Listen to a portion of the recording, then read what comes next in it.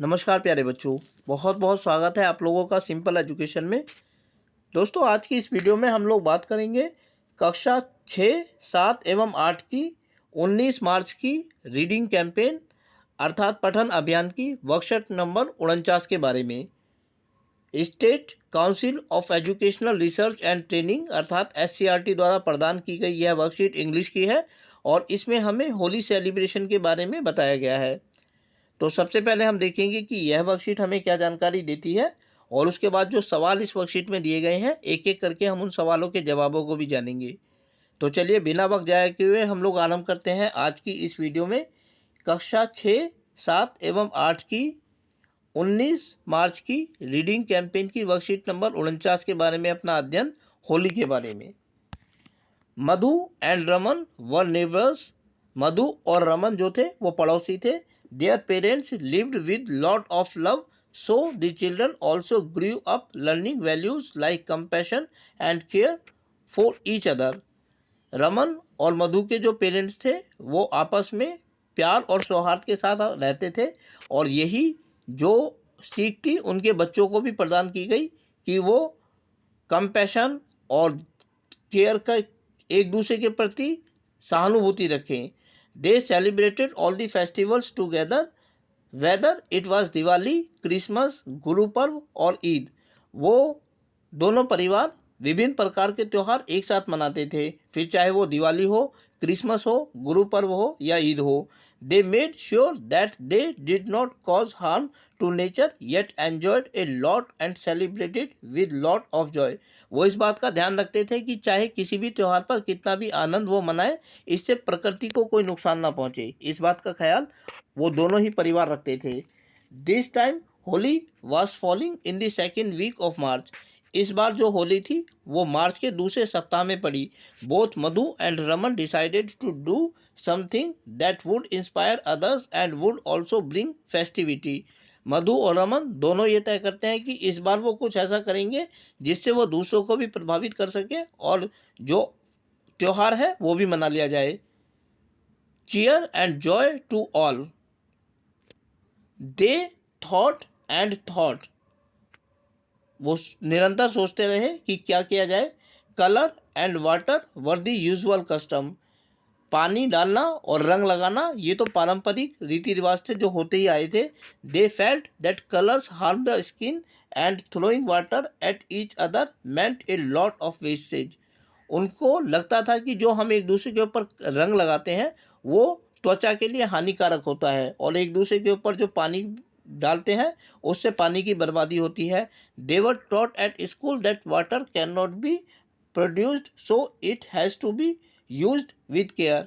उन्हें विद्यालय में पढ़ाया गया था कि पानी को उत्पादित नहीं किया जा सकता, इसीलिए इसका जो इस्तेमाल है वो सोच समझकर किया जाना चाहिए। They had taken a pledge in school that they would not do anything that meant a harm to our planet. उन्हें विद्यालय में इस बात की शपथ दिलाई गई थी कि वो कोई भी ऐसा काम नहीं करेंगे जो हमारे ग्रह के लिए हानिकारक हो। So they planned to celebrate Holi in an eco friendly manner. इसलिए उन्होंने ये तय किया कि वो होली को इको फ्रेंडली तरीके से मनाएंगे। This time they would play tilak Holi. उन्होंने ये डिसाइड किया कि वो इस बार तिलक होली खेलेंगे।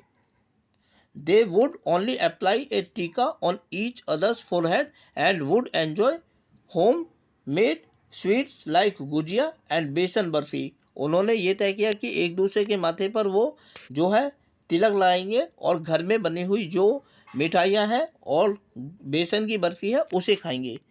Their plan was appreciated bye their parents and friends also. उनकी इस योजना को उनके परिवार वालों ने और दोस्तों ने भी सराहा। Singing and dancing through out the afternoon they enjoyed the festival in the true sense. दोपहर से तक ही वो इस गाते रहे, नाचते रहे और उन्होंने इस त्यौहार का आनंद मनाया। Everyone sat in a circle and ate together. हर व्यक्ति एक गोले में बैठ गया और एक साथ उन्होंने खाया। The beauty of the flowers of spring added to their joy. और जो वसंत के खिले हुए फूल थे उन्होंने उनकी त्योहार में और भी रंग जमा दिया था। It was a memorable day for all. ये सभी के लिए एक यादगार दिन था। तो प्यारे बच्चों, आज की इस वीडियो में हमने बात की कि रमन और मधु ने किस तरीके से एक इको फ्रेंडली होली मनाई।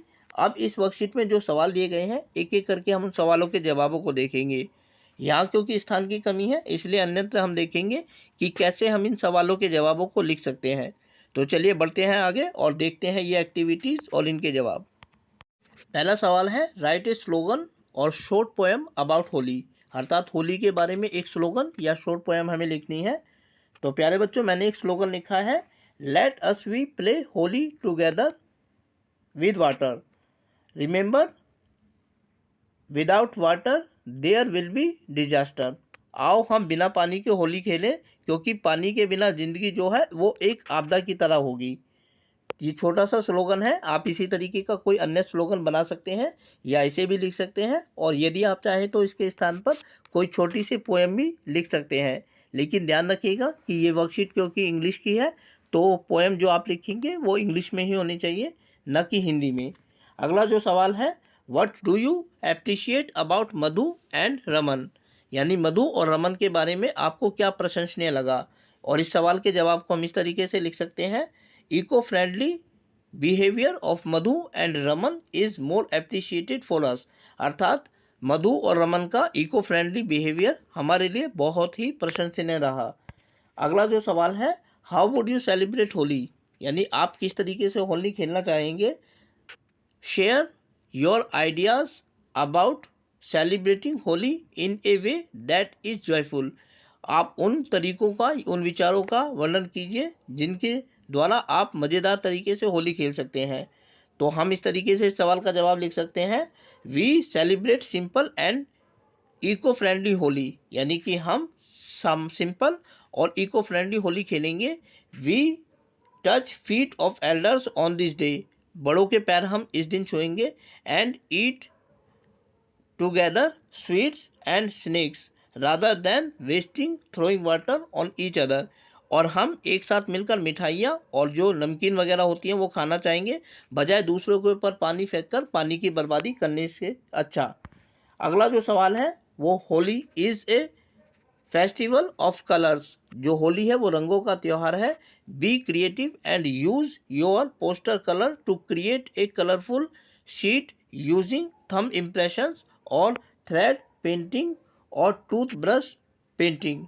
आप जानते हैं कि होली रंगों का त्यौहार है और आप अपनी शीट को एक कलरफुल रूप देने का प्रयास करें। इसके लिए आपको अपने जो पोस्टर कलर होते हैं उसमें अपने अंगूठे को डुबोकर उस कागज़ पर जगह जगह उस अंगूठे को लगाना है अलग अलग कलर से। यदि आप चाहें तो धागे का गुच्छा बनाकर उसको कलर में डुबोकर उसके भी छापे लगा सकते हैं, या आपका जो टूथपेस्ट है उसको आप कलर में डुबोकर उसे भी आप पोस्टर बना सकते हैं। प्यारे बच्चों, ये एक ऐसी गतिविधि है जो आपको स्वयं करनी है, और ज़्यादा अच्छा होगा कि जब आप इस गतिविधि को करें तो आप अपने पेरेंट्स के निरीक्षण में करें।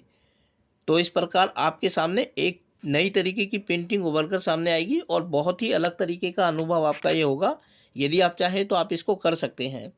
तो प्यारे बच्चों, आज की इस वीडियो में हम लोगों ने बात की कक्षा 6, 7 एवं 8 की 19 मार्च की रीडिंग कैंपेन की वर्कशीट नंबर 49 के बारे में। उम्मीद करता हूं कि आप लोगों को वीडियो अच्छी लगी होगी, और साथ ही आप लोगों से अनुरोध करता हूं कि यदि वीडियो अच्छी लगी तो वीडियो को लाइक और चैनल को सब्सक्राइब जरूर करें। इसके अलावा आगे आने वाले अन्य दिनों में अन्य वीडियोज़ को देखने के लिए जुड़े रहें मेरे साथ मेरे इस यूट्यूब चैनल पर, जिसका नाम है सिंपल एजुकेशन। फिलहाल आप लोगों से विदा लेना चाहूँगा। वीडियो को देखने के लिए आपका बहुत बहुत धन्यवाद।